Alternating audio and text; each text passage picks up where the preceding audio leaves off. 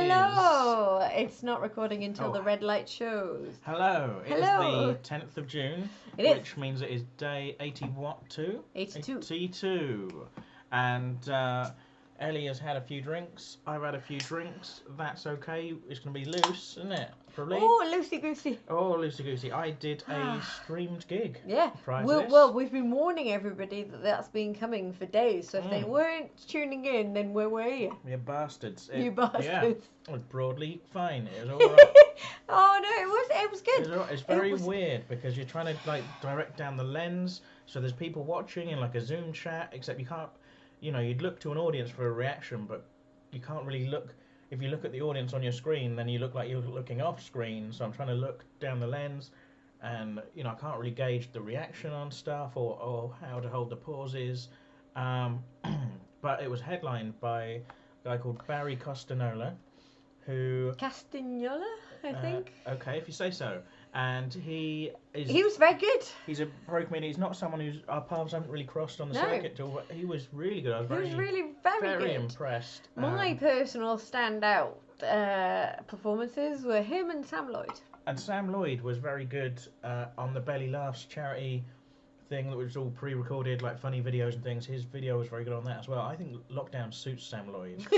I am becoming a real Sam Lloyd fan. Stop fucking around with audiences and just do stuff like this. Yes. It was. I thought he did brilliantly. Actually, I thought it really like stood out. It was really funny. Combination of like funny stuff and very charming kind of delivery of it.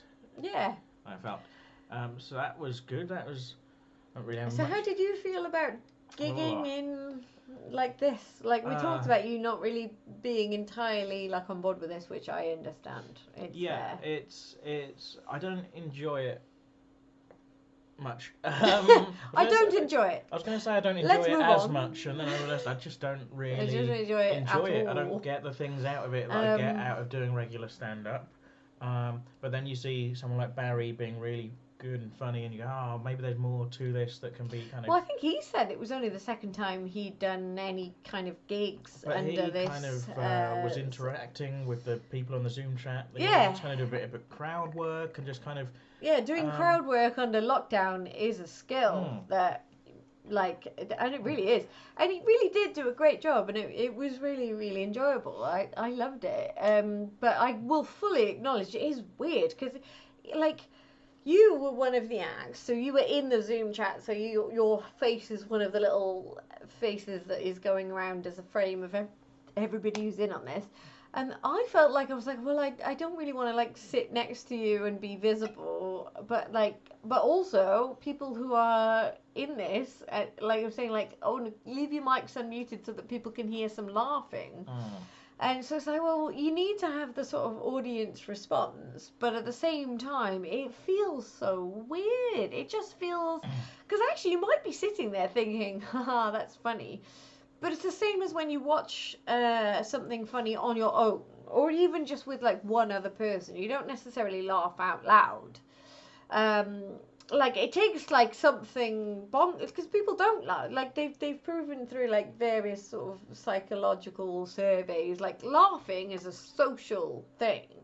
People don't tend to laugh on their own. They might smile, they might sort of a little but generally speaking, laughing is a social interaction that you do with other people. When you're not with other people, even if you're watching something that you think this is really funny, you might just be sitting there sort of smiling and thinking this is really funny. But if you're the person performing to that and you're used to getting feedback, you kind of want people to go, this is really funny, instead of just laughing. Well, also being in that Zoom chat and having a camera on you, there's no, as an actor at a comedy night, you might sit at the back and make your notes and kind of not really be paying too much attention to what's going on stage. But yeah, suddenly you feel quite on this, and it's not even if you're in the audience and the audience is dark and you kind of melt into the crowd, you feel quite on display when there's a webcam on you the whole time. So that's interesting, but there's even bigger comedy news than me doing a live stream this evening. Is there? There is, because Little Britain has been taken down. I mean, that's made most of the headlines, but there's a kind of wider story going on. Yeah. What? I only discovered this evening, like Little Britain being taken down, I'd heard of, but actually quite a few other acts have been taken. Well, not acts, I guess, like programs. So it seems what's the story? It seems from the like I say, I've had a few drinks. Yeah, Start from the start. Shall I tell it in the order that's coherent and makes sense to the viewer? Maybe. Okay, cool. So it seems that things started with Lee Francis from Selecta. You might also know him as Keith Lemon, and he put out on Instagram saying that basically he was sorry when he did Selecta, he blacked up in his portrayal of Michael Jackson and Mel B and Trisha Goddard and Craig David when he was playing sort of black celebrities, and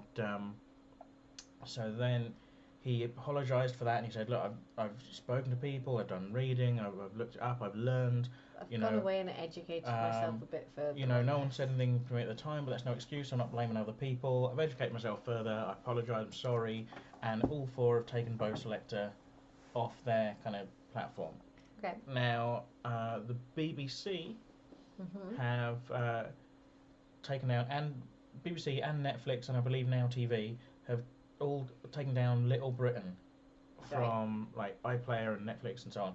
They were doing quite well to still be on all of those platforms, weren't they? Wow, I mean, it was a very successful show. Now TV and All 4 and BBC. I mean, that show used to get 10 million viewers, which was inexplicable for the at time. the time. And the thing is, they've taken that down, and the BBC have kind of gone, well, things have changed since that show, and I'm dubious as to that, because the thing is, I remember at the time not being very comfortable with that show. My memory is at the time that the first series had a certain amount of charm to it. I was going to say, first series of Little Britain,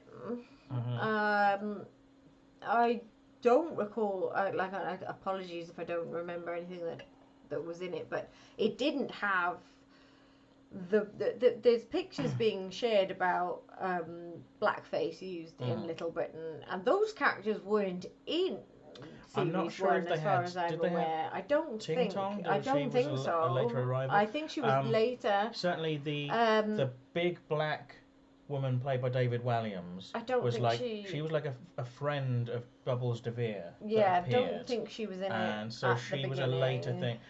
My memory of it, and I feel like I would have even at the time been a bit like. Yeah.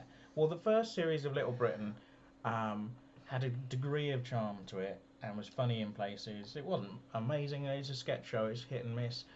But, and I'm sure some of it has aged badly. I've not watched it in years. But the first series had a degree of charm. The second series, to my mind, even at the time, was leaning towards the crass, the lazy, the repetitive, the obnoxious, and, and yet, the broad, and it became more and more successful as I just was kind of baffled by, not just me, I wasn't some sort of brilliant seer of truths, but a lot of people, I think, are like, oh, this is shit now, but really successful, and I just, and then they did Come Fly With Me.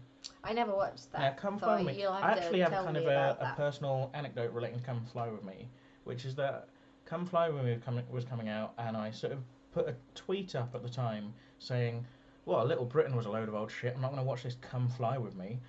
And I had a reply on Twitter from Matt Lucas. Now, did you at him in the first place? That's the thing, right? I was a bit naive as to the ways of Twitter, but he must have done some sort of search for the show that he'd made that was coming out that evening. And you hadn't atted him? No, I hadn't atted him. Right. I would never deliberately go, right, I'm going to have a go, unless it's like Donald Trump or someone, or Dominic Cummings, but I'm not going to have a go at someone for making a TV show that I think is a bit shit. But I'm not going to seek them out to try and criticise them for that.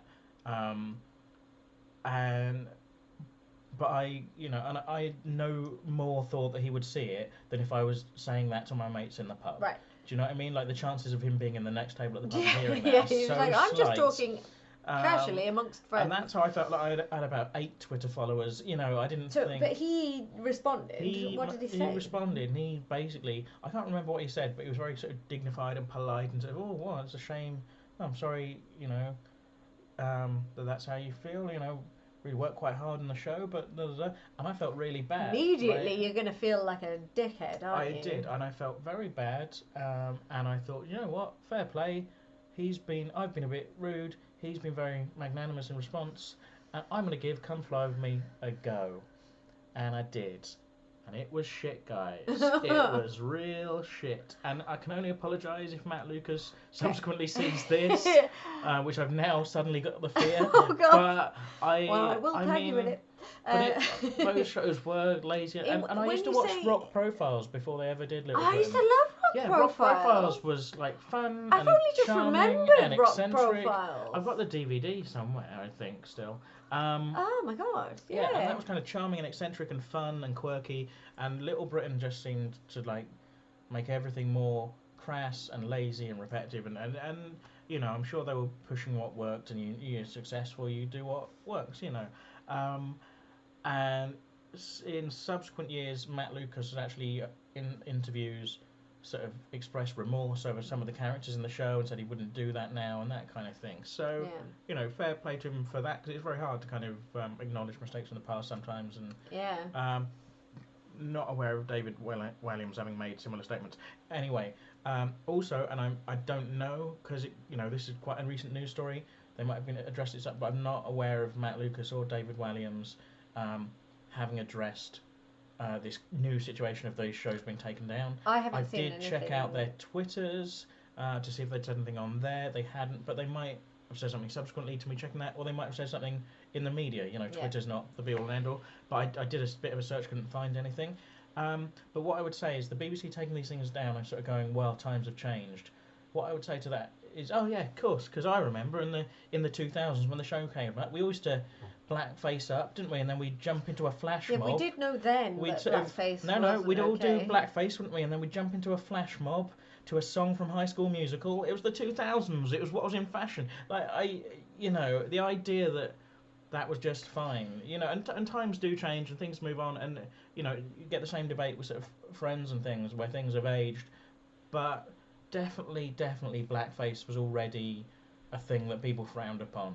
You know, like the minstrel show. Yeah. Now, so also Ant and Dec. Right, what have they done? They've come out and apologised because they on Saturday Night Takeaway they do like hidden camera stunts where they dress up as people. Yeah, I'm aware of it. Almost like a kind of gotcha for the millennial generation, if you will. By which I mean it's like a thing from the past that I used to like when I was young, but it's newer than that, so it's shit. But you're not allowed to just discount all millennials in that way. You say that, but did Noel Edmonds ever do blackface in gotchas? No, not that I'm aware of. Ant and Dec did. They did. Look at me. You can check this out. It's true. I believe you, I'm just having a moment of. Now, what I will say though is they, like Lee Francis, have come out and apologised and said, look, any sketches with that where I need context. So why did they do that? So they were doing like hidden camera things where they would pretend to be other people dressed up to kind of bring surprises on members of the public or celebrities. Okay. And sometimes they did that where they played different minorities because reasons. And so they have come out and apologised for that. And they have, said, we're sorry about that. We'll make sure that isn't on ITV Hub, it isn't on the Saturday Night Takeaway YouTube. Okay. So again, like, they shouldn't have done it, but I've got respect for people who own their mistakes and apologise for them. Now, I have a very personal view. This is my personal view. I haven't discussed this with you beforehand. You might entirely disagree. I feel personally that it's kind of not... If you're like on a sketch show and it's like a white cast, and there aren't black people on the cast, which might be a thing that needs addressing again separately, I don't know. But like, if you're a sketch show and there's only like a few of you on it, like say Mitchell and Webb or like, I think it's fair enough for you to well, I don't think it's fair enough, but I think it's not so bad. If you're like Lee Francis, say, and you're going, well, I'm playing a range of celebrities, and I don't want to just do white celebrities, but I am the one who plays all the celebrities. Yeah, it's only me, and I want to talk about everyone, people and I don't from want to every back. So I'm going to play, Mel B and whatever, I mean, with Trisha Goddard, I'm pretty sure he used to do stuff about rice and peas or something. So I don't know, and did like a big like Jamaican accent or something. So that bad. But like, what I'm saying is like, if you're playing a celebrity, that feels to me like less bad than just making up a black or Asian character out of nowhere and going, well, we're going to have this in. But having said that, there's only something I'm feeling instinctually, and that is not something I've looked up or researched, and I'm sure that other people would disagree, and I'm sure that as a person of sort of white privilege, it's really not for me to stay. I'm just responding to something in the moment emotionally. Yeah, you're just saying that like this feels like dodgy ground. It feels worse to me. Like if you're going like, oh, I'm going to do a sketch about Craig David, and I'll black out because he is black to play that role. That feels less bad than going, I'm just going to do an Asian character and call it Ting Ting and just make that up from scratch and then do Yellowface. That feels worse to me, but I don't know. That's just my instinctive I have feeling. to say, I've never experienced the character. Is it Ting Tong? Ting Tong or Ting Ting? Ting Tong. I haven't actually seen this character. Like I say, like I watched Little Britain when it was first out, to the extent, I think it was just around about time when I was in my first year of uni. So it was like properly being quoted, and stuff was happening, and I remember I think I had the first series on DVD before the second series came out on telly. And I was a bit oblivious to stuff that was going on, but I probably would remember that series itself quite well.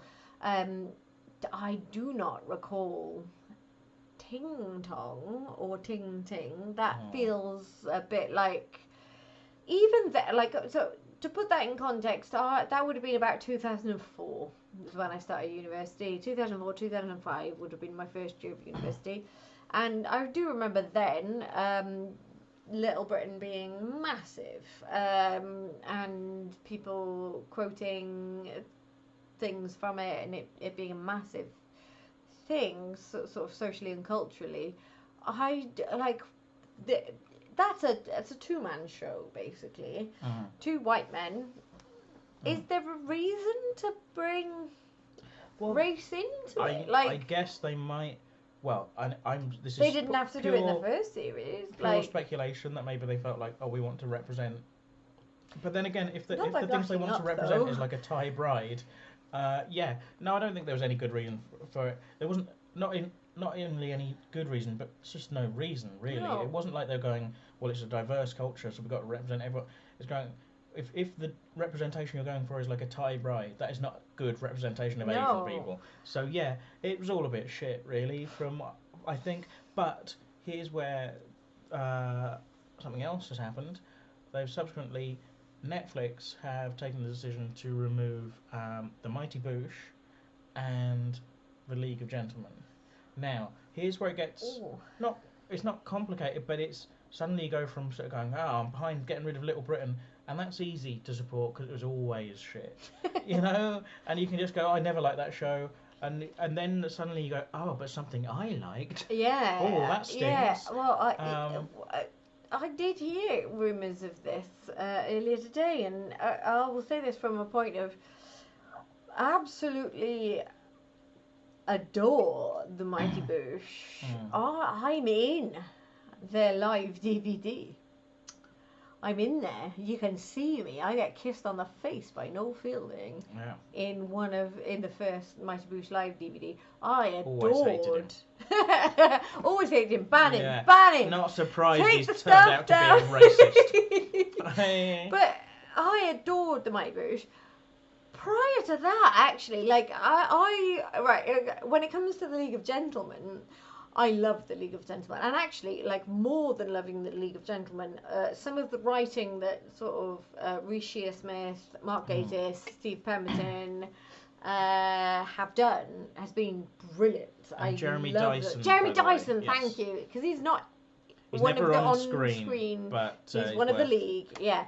I love the League of Gentlemen, and I never ever thought in that they were, well, to be honest, I think the people that are being criticised within Royston Vasey, if we're going for the actual League of Gentlemen TV show, it's mainly criticising insular communities and people being very closed in and not aware of the world around them.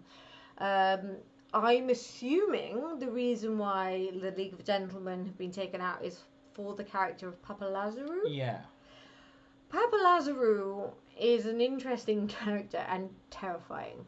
But at no point do I think Papa Lazarou, because they did a thing with Papa Lazarou, which, if you haven't watched the League of Gentlemen, Papa Lazarou is kind of a scary carnival clown. But he does have, I guess you would say, like a blacked out face and like a minstrelish face. Yeah. There are scenes later in series 3 of the League of Gentlemen where he's, I guess, whited up, and then his face is wiped off, and his real face is his minstrel face. So there's complicated things going on there.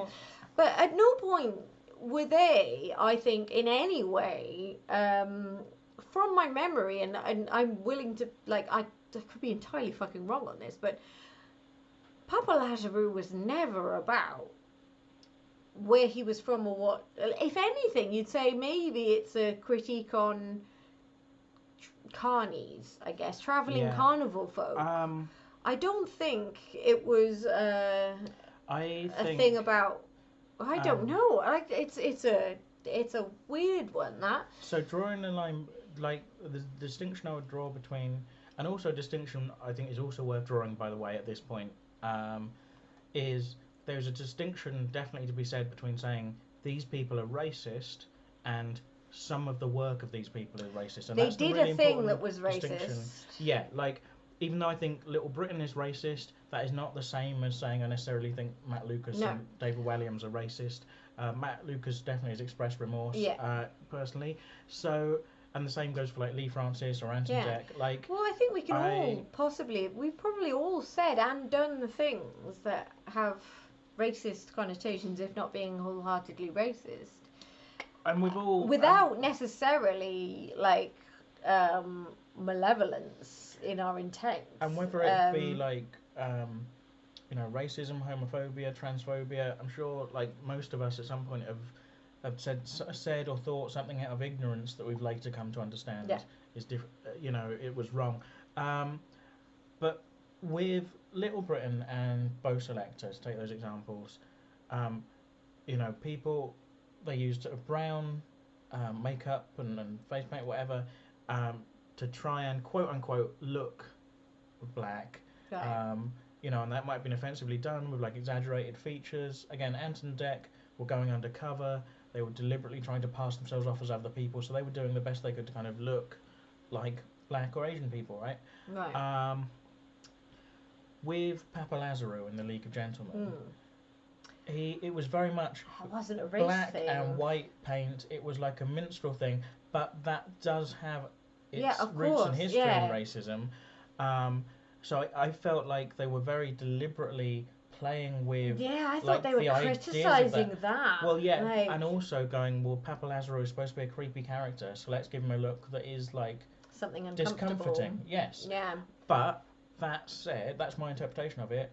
But again, we're sat here, two white people, analysing this from a position of privilege, and like, if black people felt hurt or felt like that was upsetting, that is very valid. Yeah. And we're not the ones going to say what's right and what's wrong. No. This is just us reacting to something that we from a personal perspective. I was just like, I didn't take it that way.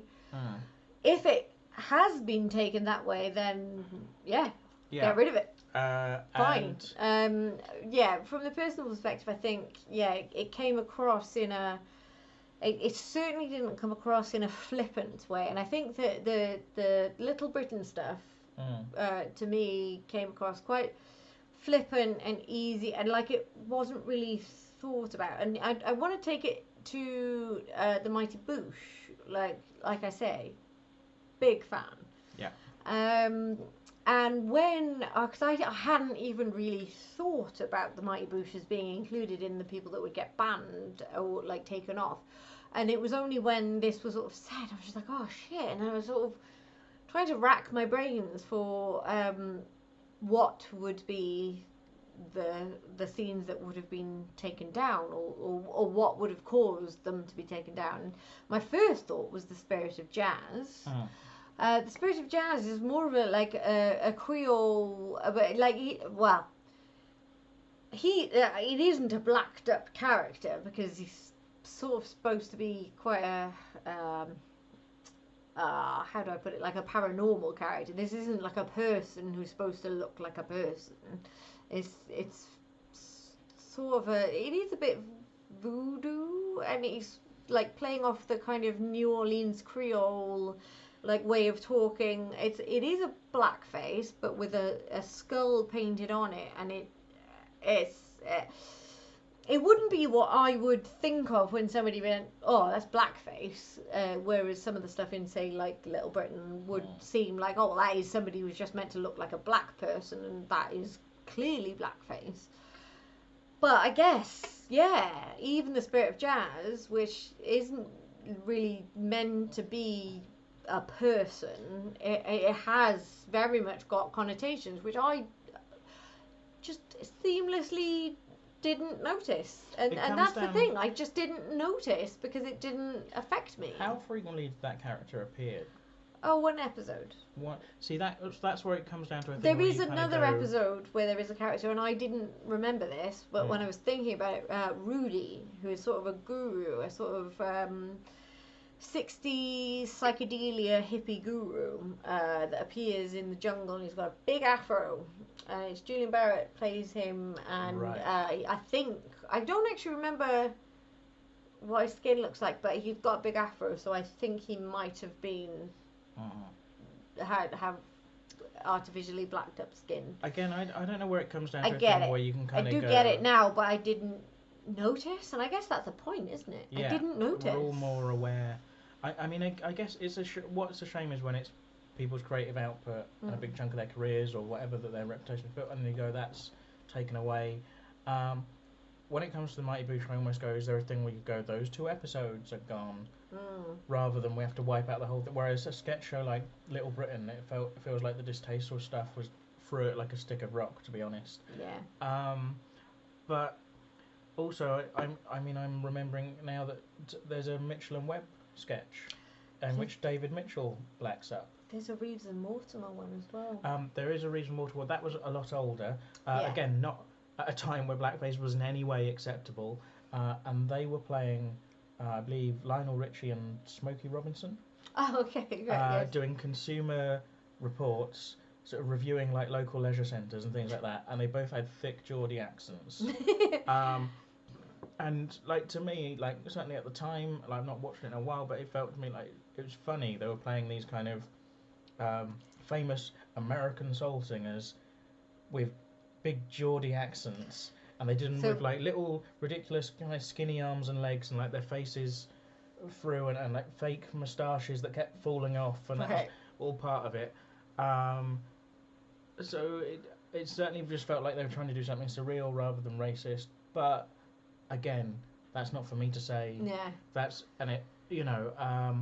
And again, that's not to say that they are racist. It's just to say that maybe a thing that they did was racist. But Mitchell and Webb had a scene. Yeah, I don't remember where. So it was in that Mitchell and Webb Look, their sketch show. They used to in episode have bits that would cut to the 2 of them playing themselves basically, and playing off their own kind of perceived kind of characters in the media and thing. Of maybe David being a bit more kind of uptight or whatever, and there was a one of those where he decided that he was just going to black up and he didn't care, and he was and Robert Webb was sort of going, you can't do this, David, it's not on. So they were actually even acknowledging the taboos of blackface. Well, that was kind of the point sketch. Of the bit, right? Was just saying, no, don't do this. God, how inappropriate this would be, I guess, is where the laugh was coming from. If he really thought this kind of thing, and like, so they were doing that with a kind of degree of self-awareness that you couldn't necessarily attribute to Little Britain or whatever, but at the same time you go, but does that justify? I don't know. Well, not that I know of so far. Now that was one scene in like one episode, which again, yeah, no, I would feel like scrapping the whole of that would really be throwing out the baby with the bathwater. Yeah. I've seen arguments today that kind of people saying Little Britain, or people kind of defending Little Britain and Little Britain fans going, "Oh, you can't just whitewash history. You can't just get." I mean, ironic phrasing. Sorry, that wasn't deliberate. You can't just get rid of something because it's, deemed offensive. Yeah. You can't just, and you can't learn from things if it doesn't exist. And I think like you can maybe still talk about Little Britain in documentaries. Talk about it was popular at the time. You can find a new context for that maybe where you go, this is a place that you can view it and see it as kind of an example of a thing or whatever.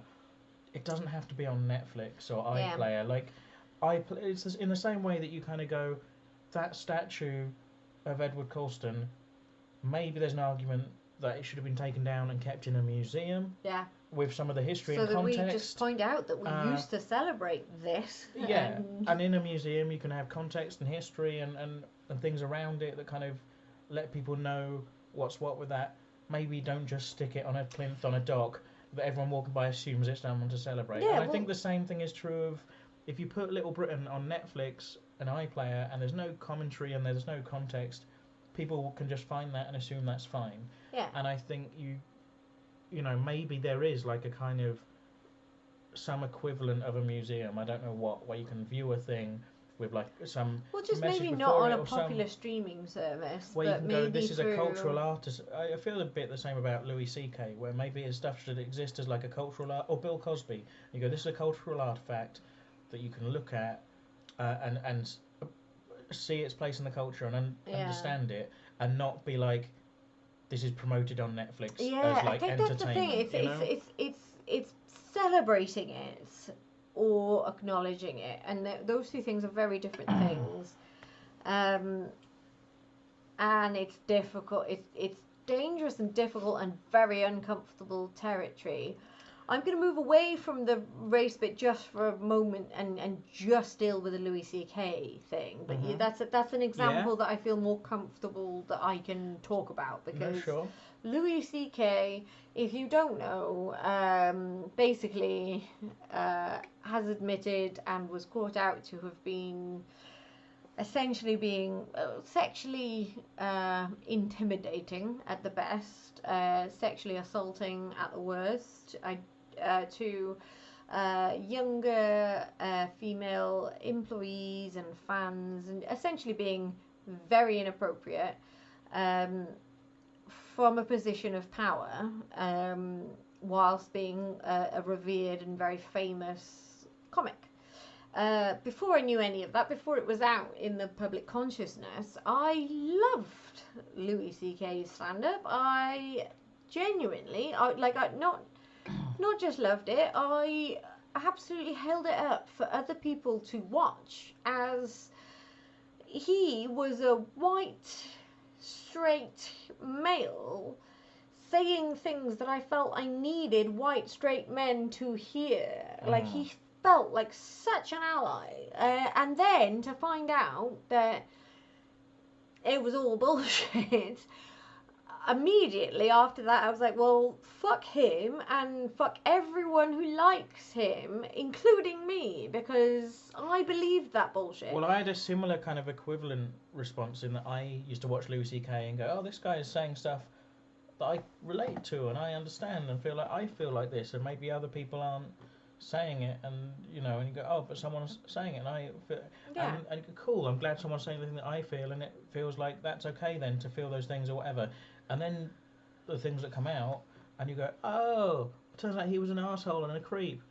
Oh, maybe I agree with the things that he said. I thought maybe that I'm an arsehole and a creep. And I hope I'm not. I mean, I don't. Guys, in case anyone's wondering, Chris is absolutely not an arsehole and a creep. I checked. I am at least bare minimum acceptable. Bare minimum acceptable. Yeah. That is going to be our tagline. That's what you said. That's what you said when you took me home to your parents, wasn't it? Hey guys. Guys, Chris is not an arsehole or a creep, and they said finally, and no, bare minimum. Yeah. Acceptable. Yeah, and that's all they ask, isn't it? So well done. Well done to me. I found one that isn't actively terrible. It's just okay. We are running out of time. We should probably call this a day. We should. I think this has been. I mean, we've probably had more drinks than we should have done before addressing this quite serious topic, and we've. Apologise wholeheartedly. Probably fucked up. Probably said terrible things. But also, we are responding. Excuse me. We're kind of responding. And burping. Yeah, sorry. We are responding to news that's come out today. Some of it, like I read about an hour ago, and I have told Ellie literally live on this vlog. So these are very kind of raw reactions to stuff. Yeah. So maybe if we have misspoken or said things, then we apologise. It's absolutely fine, and we'll acknowledge that. Open to being corrected and etc. But and it's a debate that I'm sure more details are going to come out and more people are going to comment on it, and it might have further ramifications. But